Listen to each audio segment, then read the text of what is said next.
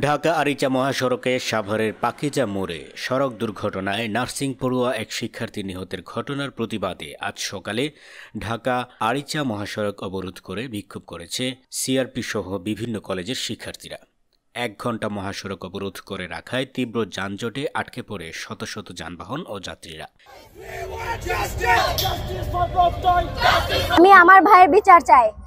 আমাদেরকে যে নিরাপত্তাভাবে রাস্তাঘাটে চলাফেরা করতে হবে সেটা সিওরিটি চাই আমাদেরকে। এ সময় ঠিকানা পরিবহনের ৩টি মিনিবাস আটক করে বিক্ষুব্ধরা। শনিবার ঢাকা আরিচা মহাসড়কে সাভারের পাকিজা মোড়ে ঠিকানা পরিবহনের বাস চাপায় নিহত হন সিআরপি নার্সিং কলেজের diploma in nursing science and midwifery প্রথম বর্ষের শিক্ষার্থী প্রত্যয় সরকার।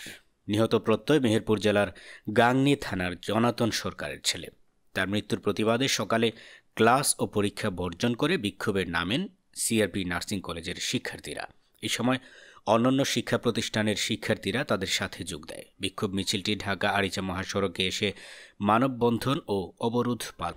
গতকালকে একটা অনাকাঙ্ক্ষিত ঘটনা, সেটা আমরা বলবো না, কারণ একটা বাস ইচ্ছাকৃতভাবে তাকে পিছন দিয়ে এসে মেরে দেয় এবং সেই জায়গায় তার স্পট ডেথ হয়ে যায়। সেটা আমরা কোনোভাবে মেনে নিতে পারতেছি না। আমি আমার ভাইয়ের বিচার চাই।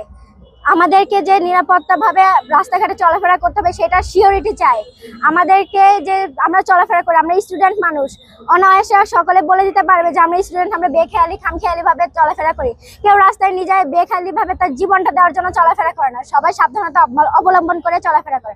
কিছু অশিক্ষিত মূর্খ, মাথায় কোনো মানবিক কোনো চিন্তা ভাবনা নাই, এই ধরনের কোনো বিশেষ করে এই ধরনের ড্রাইভারদের কারণে আমাদের স্টুডেন্টদের কোনো নিরাপত্তা নাই। জীবন এইভাবে চলেছে, অঝরে ঝরে চলে যাচ্ছে। নেশাগ্রস্ত অবস্থায় তারা ড্রাইভিং করবে। কালকে তো আমার ভাইয়ের কোনো দোষ ছিল না, আমার ভাই এক সাইড দিয়েই আসতেছিল, তাকে পিছন থেকে ধাক্কা দেওয়া হয়েছে।